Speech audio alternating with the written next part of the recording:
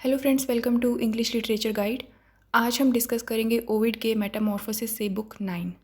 Ovid के बारे में जानने के लिए एंड बुक 1 to 8 की समरी के लिए आप ऊपर आई बटन एंड नीचे डिस्क्रिप्शन में दिए लिंक पर क्लिक कर सकते हो। तो चलिए डिस्कशन स्टार्ट करते हैं और जानते हैं बुक 9 की समरी। बुक 8 के लास्ट में हमने डिस्कस किया था that river god Achelous Theseus and उसके कंपेनियंस को स्टोरी सुना रहा था एंड लास्ट में बताया कि पहले वो भी शेप शिफ्ट कर कुछ भी बन जाता था, लेकिन अब उसके पास ये पावर नहीं है। यहीं से बुक 9 स्टार्ट होती है। थीसियस एक्िलॉस से पूछता है कि उसने अपनी पावर्स को खो कैसे दिया।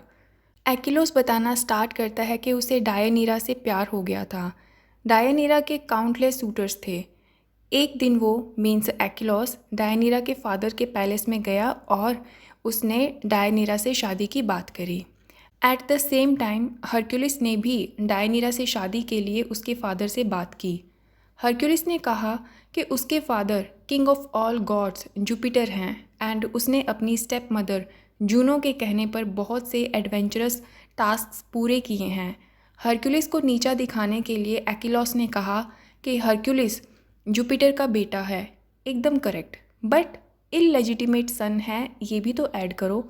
हरक्यूलिस गॉड जुपिटर के अपनी वाइफ जूनो पर चीटिंग करने का प्रूफ है। इस पर हरक्यूलिस कहता है कि एक्िलॉस, बातों में तुम मुझसे जीत सकते हो लेकिन स्ट्रेंथ में कभी नहीं। हरक्यूलिस एंड एक्िलॉस की रेसलिंग स्टार्ट होती है। हरक्यूलिस एक्िलॉस को नीज पर गिराकर जीतने ही वाला होता है कि एक्िलॉस स्नेक में ट्रांसफॉर्म हो जाता है और हरक्यूलिस की ग्रिप से निकल आता है। हरक्यूलिस एक्िलॉस की इस हरकत पर उसे टॉन्ट मारता है कि वो सिर्फ स्नेक का डिस्गाइज ही ले सकता है लेकिन स्नेक की नेचुरल फॉर्म नहीं। एक बार हरक्यूलिस एक्िलॉस को हराने ही वाला होता है, लेकिन एक्िलॉस एक बार फिर शेप चेंज कर बुल बन जाता है। लेकिन इस बार हरक्यूलिस बुल बने एक्िलॉस को उसके सींग से पकड़कर ग्राउंड पर गिरा देता है और एक सींग तोड़ भी देता है, जिससे एक्िलॉस की ट्रांसफॉर्मेशन पावर ख़त्म हो जाती है और हरक्यूलिस ये रेसलिंग जीत जाता है। ये थी एक्िलॉस की हार और शेप शिफ्टिंग पावर खोने की कहानी। कहानी सुनने की अगली सुबह थीसियस अपने कंपेनियंस के साथ चला जाता है। इसके बाद ओविड अपना फोकस डायनीरा एंड हरक्यूलिस के साथ आगे क्या हुआ इस पर करता है। जैसे कि हमने पहले डिस्कस किया कि डायनीरा के बहुत से सूटर्स थे। इनमें से एक था Nessus the centaur, means half man and half horse. Hercules ने इसे भी रेसलिंग में हरा दिया था, लेकिन नीसस को हार एक्सेप्ट नहीं हो रही थी। इसलिए जब हरक्यूलिस अपनी वाइफ डायनीरा के साथ अपने घर की तरफ जा रहा था तो रास्ते में एक रिवर में फ्लड आया हुआ था। नीसस वहां आकर हरक्यूलिस को हेल्प ऑफर कर कहता है कि तुम फ्लड में से खुद स्विम कर कूद जाओ और मैं डायनीरा को किनारे तक ले आता हूँ। हरक्यूलिस नीसस पर यकीन कर डायनीरा को उसके साथ जाने का कह देता है और ख़ुद तैर कर रिवर क्रॉस करता है। जब हरक्यूलिस रिवर के ऑपोजिट पहुँचता है तो उसे डायनीरा की चीखने की आवाज़ सुनाई देती है। हरक्यूलिस समझ जाता है कि नीसस ने डायनीरा के साथ कुछ गलत किया है और हरक्यूलिस एरो से हिट कर नीसस को एक ही बार में मार गिराता है। नीसस मरते हुए हरक्यूलिस को कहता है कि तुम्हें मुझे मारने की कीमत चुकानी पड़ेगी। अपने ब्लड सॉक्ड क्लोथ्स वो डायनीरा को देते हुए कहता है कि ये ब्लड हमेशा उसके हस्बैंड की लस्ट एक्साइट करता रहेगा। ये काफ़ी कंफ्यूजिंग है, लेकिन इसका लॉजिक आपको बाद में पता चलेगा। इस इवेंट के कई साल बाद हरक्यूलिस अपने एडवेंचर्स, स्ट्रेंथ एंड पावर की वजह से वर्ल्ड वाइड फेमस हो चुका था, लेकिन जूनो हरक्यूलिस की स्टेप मदर हरक्यूलिस के फेम से खुश नहीं थी। ऑल्दो हरक्यूलिस से उसने कितने ही काम निकलवाए थे, जूनो हरक्यूलिस को दुखी करने के लिए एक रूमर स्प्रेड करवाती है कि हरक्यूलिस ओकेलियन प्रिंस आयोली से शादी करने वाला है। डायनीरा ये सुनकर बहुत दुखी हो गई थी। वो सोचती है कि ऐसा क्या करे जिससे हरक्यूलिस फिर से पहले जैसा हो जाए। फिर उसे याद आता है नीसस के ब्लड सॉक्ड क्लोथ्स और नीसस का कहा कि इन क्लोथ्स का ब्लड देखकर हरक्यूलिस की लस्ट एक्साइट होती रहेगी। अपने हस्बैंड को फिर से अपनी तरफ अट्रैक्ट करने के लिए डायनीरा एक सर्वेंट से ये क्लोथ्स हरक्यूलिस तक पहुंचाती है। वहीं हम जानते हैं कि जैसा डायनीरा सोच रही थी वैसा कुछ नहीं होगा। डायनीरा के कहे अकॉर्डिंग हरक्यूलिस क्लोथ्स पहन लेता है। इसके बाद वो जुपिटर की वर्शिप करने के लिए इंसेंस बर्न करता है, बट ऐसा करने से पहले ही उसके कपड़े जलने स्टार्ट हो जाते हैं। हरक्यूलिस इन कपड़ों को उतारने की कोशिश करता है, बट ये कपड़े उसकी स्किन के अंदर तक चिपक गए थे। हरक्यूलिस को लग रहा था कि अब उसकी डेथ का टाइम आ चुका है। उसे याद आता है कि जूनो के लिए उसने कितने टास्क पूरे किए हैं। मुश्किल से मुश्किल सिचुएशन में भी वो सरवाइव कर गया, बट इस सिचुएशन से निकलना इम्पॉसिबल हो रहा है। एंड एज ए रीडर हमें पता चलता है कि नीसस का ये कहना कि उसके ब्लड सॉक्ड क्लोथ्स हरक्यूलिस की लस्ट को एक्साइट करेंगे, ये बस एक ट्रिक थी जिसमें डायनीरा इमोशनल होकर फंस चुकी थी। खैर, तकलीफ़ को और ज़्यादा बढ़ते देख हरक्यूलिस माउंटेन साइड जाकर अपने फ्यूनरल के लिए लकड़ियाँ इकट्ठी करता है और जलाकर इन पर लेट जाता है। सभी गॉड्स सरप्राइज्ड थे कि एक ग्रेटेस्ट वॉरियर की ऐसे डेथ हो रही है। जुपिटर कहता है कि Hercules half human and half deity है। अगर वो जला भी तो उसकी बॉडी का ह्यूमन पार्ट ही ख़त्म होगा, डेटी होने का पार्ट फिर भी बच जाएगा। इस तरह हरक्यूलिस कभी मर नहीं सकता। होता भी यही है। जैसे ही हरक्यूलिस की ह्यूमन बॉडी बर्न होती है, जुपिटर उसे हेवन में ट्रांसफॉर्म कर देता है। हरक्यूलिस हेवन में आने के बाद अपने सन हाइलस को प्रिंसेस आयोली से शादी करने का इंस्ट्रक्शन देता है। शादी के बाद आयोली प्रेग्नेंट होती है एंड हरक्यूलिस की मदर एल्केमिना आयोली से इजी चाइल्ड बर्थ के लिए गॉडेस लुसीना से प्रेयर करने को कहती है। इसके बाद वो हरक्यूलिस के बर्थ की स्टोरी सुनाने लगती है। एल्केमिना बताती है कि उसका लेबर पेन अनबेरेबल था। उसने लुसीना गॉडेस ऑफ चाइल्ड बर्थ से हेल्प के लिए बहुत प्रेयर करी, लेकिन गॉडेस जूनो के स्पेल की वजह से लुसीना उसकी प्रेयर्स नहीं सुन पा रही थी। फिर एल्केमिना की एक लॉयल सर्वेंट गैलेंथिस को समझ आया कि ये सब जूनो के स्पेल की वजह से हो रहा है। इसलिए उसने गॉडेस लुसीना के पास जाकर कहा कि एल्केमिना की डिलीवरी तो हो चुकी है। अब जैसे ही गॉडेस लुसीना बेबी को ग्रीट करने के लिए खड़ी हुई, जूनो का स्पेल टूट गया और हरक्यूलिस का जन्म आसानी से हो गया। जब गॉडेस लुसीना को पता चला कि ये गैलेंथिस ने जूनो का स्पेल तोड़ने के लिए किया है, तो गैलेंथिस को उसने वीज़ल में ट्रांसफॉर्म कर दिया। एल्केमिना की हरक्यूलिस के बर्थ की स्टोरी सुन आयोली कहती है कि एक लॉयल सर्वेंट की डेथ एक फैमिली मेम्बर के जैसे होती है। इसके बाद वो अपनी सिस्टर ड्रायोपी के बारे में बात करने लगती है और बताती है कि उसकी सिस्टर ड्रायोपी को सन गॉड अपोलो ने असॉल्ट किया था, फिर भी उसकी शादी हो गई। एक दिन जब ड्रायोपी अपने बच्चे के साथ वॉक कर रही थी तो उसने लोटस फ्लावर को तोड़ा, बट तोड़ते ही उस फ्लावर के स्टेम से ब्लड निकलने लगा। ड्रायोपी को पता नहीं था कि ये फ्लावर एक्चुअल में एक निम्फ है जिसने फ्लावर का डिस्गाइज लिया हुआ है एक आदमी से खुद को बचाने के लिए। ड्रायोपी पीछे हटकर निम्फ से अपोलोजाइज़ करती है, बट सडनली उसके पैर ग्राउंड पर फिक्स हो जाते हैं और एक ट्री उसे अपने में समा लेता है। ड्रायोपी को ढूंढते हुए जब उसका हस्बैंड आता है तो वो देखते हैं कि ड्रायोपी का फेस ट्री ने कवर कर रखा है।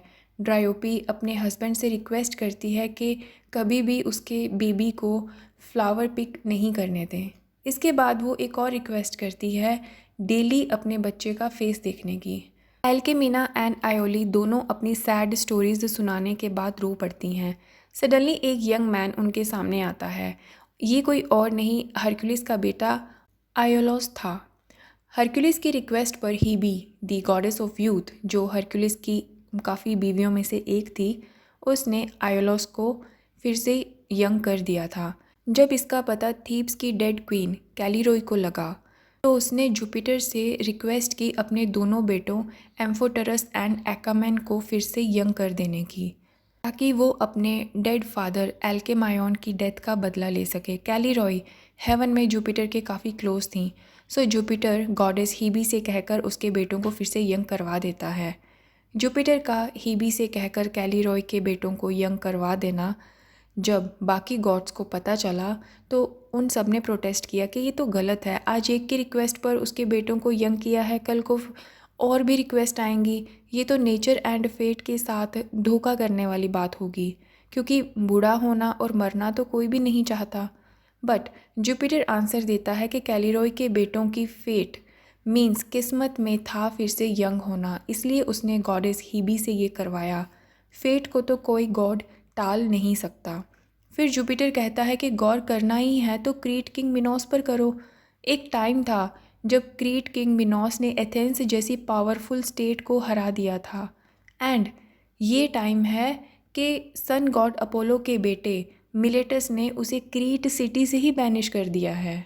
इसके बाद फिर ओविड स्टोरी का पूरा फोकस मिलेटस पर कर देते हैं और बताते हैं दैट मिलेटस ने क्रीट की थ्रोन हासिल तो की, बट फिर एशिया में अपने नाम पर Miletus city modern day named Turkey establish की। वहाँ पर उसने कयानी रिवर मियंडर की डॉटर से शादी की। इनके 2 ट्विंस बच्चे हुए, Byblis and Caunus. Byblis while growing up अपने भाई कॉनस के लिए डिज़ायर करने लगती हैं। उसे बिल्कुल भी अच्छा नहीं लगता था जब कॉनस दूसरी लड़कियों से बात करता था। वो कॉनस के बारे में इंसेस्टुअस थॉट्स रखने लगी थी। ये उसे गलत भी लगता था, फिर भी वो कॉनस के साथ इंटीमेसी के ड्रीम्स देख रही थी। सोचा कि सपने देखने में तो क्या ही बुराई है, लेकिन धीरे धीरे सब आउट ऑफ कंट्रोल होने लग गया एंड वो चाहती थी कि गॉड्स के बनाए सब रूल्स एंड कन्वेंशंस तोड़कर वो अपने भाई से शादी कर ले, क्योंकि जब गॉड्स ऐसे करते हैं तब ये गलत क्यों नहीं होता। गॉड्स एंड ह्यूमंस के लिए रूल्स डिफरेंट क्यों हैं। फाइनली वो कॉनस को अपनी फीलिंग्स एक टैबलेट पर लिख कर देती है। बिब्लिस लिखती है कि वो अपनी फीलिंग्स को कंट्रोल या सप्रेस करने में फ़ेल हो चुकी है और ये सब उसके लिए एक्सट्रीमली टॉर्चरस है। ओनली कॉनस ही है जो उसे रिलीफ दे सकता है। इवन वो दोनों ब्रदर एंड सिस्टर के डिस्गाइज में अपना रिलेशन ईजिली हाइड कर सकते हैं।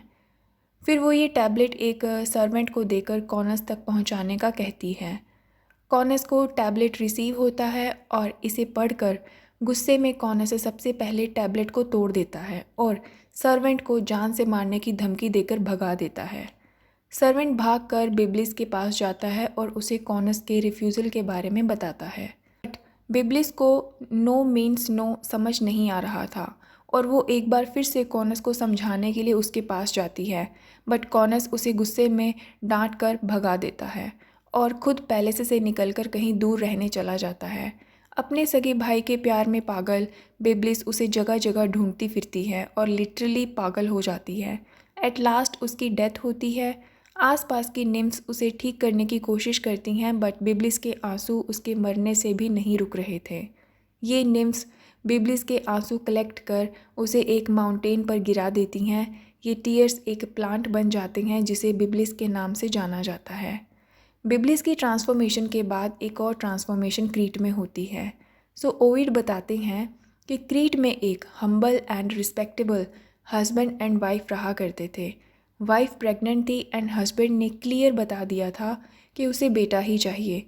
अगर बेटी हुई तो वो उसे बिना किसी हेसिटेशन के पैदा होते ही मार देगा। वाइफ बहुत डर गई थी। अनफॉर्चुनेटली उस वुमन की बेटी ही होती है, लेकिन वो अपनी बेटी का रियल जेंडर छुपा उसे लड़का बताती है और नाम रखती है इफिस। इफिस जब 13 साल का हो गया तो उसके फादर ने उसकी शादी लांती नाम की लड़की से करने का डिसाइड किया। अब इफिस स्ट्रेस में थी कि वो लड़की होकर दूसरी लड़की से शादी कैसे कर सकती है। वहीं दूसरी तरफ इफिस की मदर भी शादी को बार बार टाल रही थी। बट शादी फिक्स हुई और अब दिन नज़दीक आ रहे थे। ये दोनों माँ बेटी इसिस गॉडेस ऑफ हेल्प के टेम्पल में जाकर उनसे इफिस को मेल में ट्रांसफॉर्म करने के लिए प्रेयर करती हैं। इसिस ये प्रेयर एक्सेप्ट कर लेती है एंड ऑन द स्पॉट इफिस को मेल में ट्रांसफॉर्म कर देती हैं। इफिस एंड लांथी की शादी हो जाती है। सो ये थी ओविड के मेटामॉर्फोसिस से बुक 9 की समरी। आई होप आपको ये ब्रीफ समरी समझ आ गई होगी। देखो, मेटामॉर्फोसिस लेंथी है और स्टोरीज़ भी कहीं की कहीं निकल जाती हैं। जैसे हमने अभी एकिलोस की स्टोरी से स्टार्ट किया, फिर कहीं क्रीट में जाकर के कोई ट्रांसफॉर्मेशन हो रही है, ओविड उसका जिक्र कर रहे हैं, लेकिन कॉम्प्लिकेटेड नहीं है। अगर हम ज़्यादा डीप में भी जाएँ तो ये और ज़्यादा जो पज़ल है वो ईज़ी होने लग जाता है, कैरेक्टर्स का, स्टोरीज़ का, इनकी जो बैकग्राउंड स्टोरीज़ हैं उनका। बट डिफ़िकल्ट नहीं है, एक्चुअल में ये लेंथी है, इस वजह से थोड़ा-सा बर्डन लगता है कि इसको कैसे पढ़ेंगे। लेकिन अगर आप 1 या 2 बार समरी को देखेंगे या सुनेंगे तो ये आपको आसानी से समझ आ जाएगा। वीडियो अच्छा लगा हो तो लाइक एंड शेयर के साथ कमेंट करें, चैनल को सब्सक्राइब करें एंड शेयर भी। आज के लिए इतना ही। Thank you very much for your time.